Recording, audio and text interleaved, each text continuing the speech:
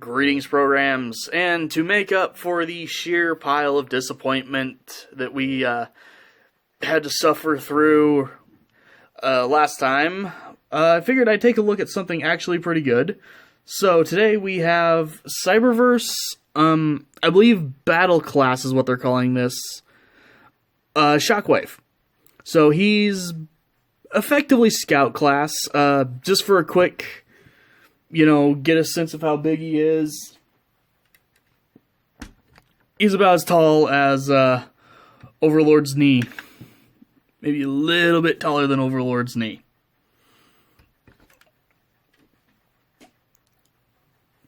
But I would have to say this guy is probably my favorite thing to have come out of Cyberverse. Which is saying something because I'm more of a Starscream guy. And I do have the Starscream, whatever class this guy is.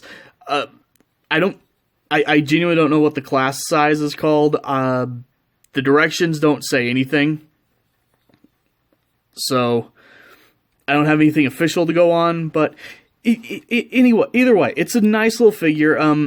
Head doesn't do anything, but arm has full rotation. Go out all the way. It's got an elbow. It's got a bicep swivel.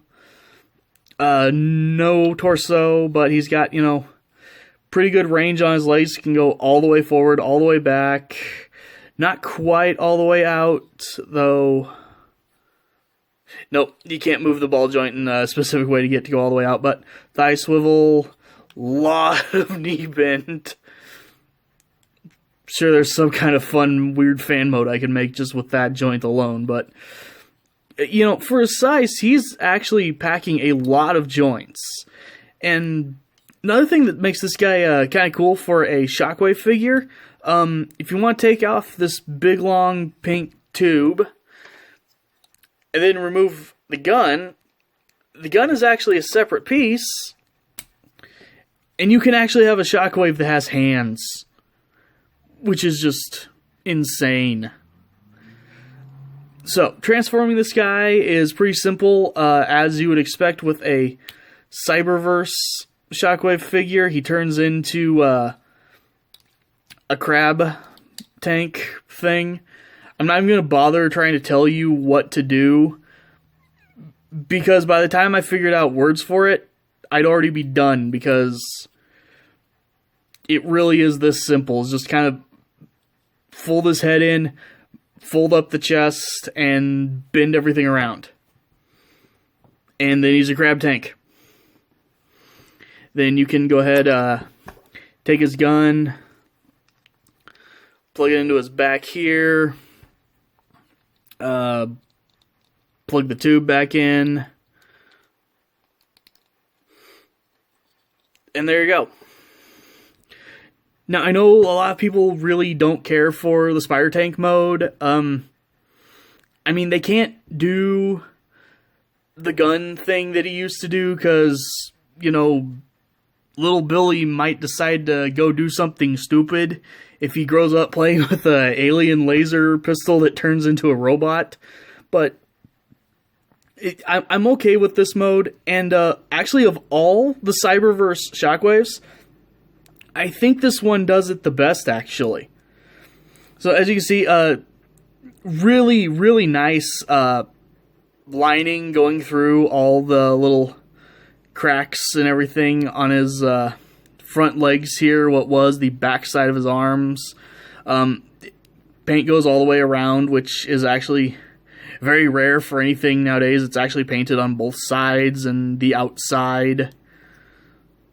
Little tiny Decepticon insignia there on the front. What was the chest? It's pretty cool. So let's get him back into robot mode really fast, and then we'll take a look at the main gimmick of this guy. Alright, so here he is back in robot mode, and I went ahead and left off the gun arm and everything because he also comes with the solar shot satellite, I believe they called this.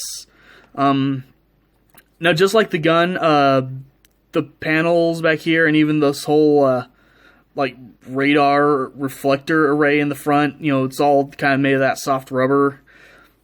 It actually holds its shape pretty well, though, and I'm pretty sure that, especially since these are the more kid-focused figures they're making right now, this is going to add a lot of durability to it, because it's soft, but it's still tough, if that makes any sense. But you just get this, you know, pink, purple, and gray satellite thing, which tears apart to a bunch of pieces that we will use to give Shockwave basically an armor set. So, first thing we're going to do is actually give him back his gun arm, just the gun though. Take this back thruster piece and plug that into the side of his arm right there. On his back, go ahead and plug the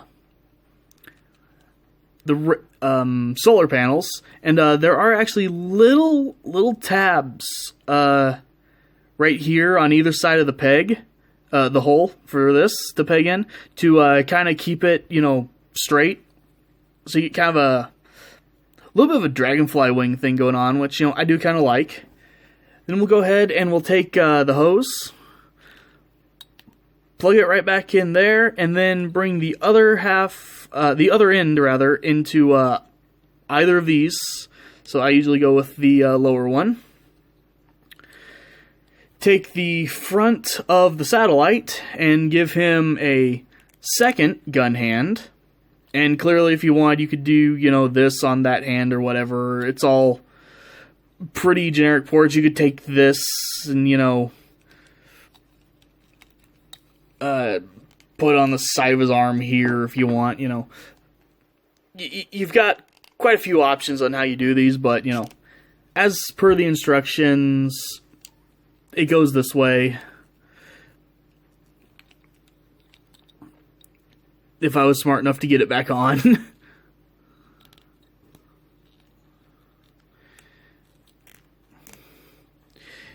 Then you'll take kind of the main central body of everything, flip this piece back to reveal a helmet.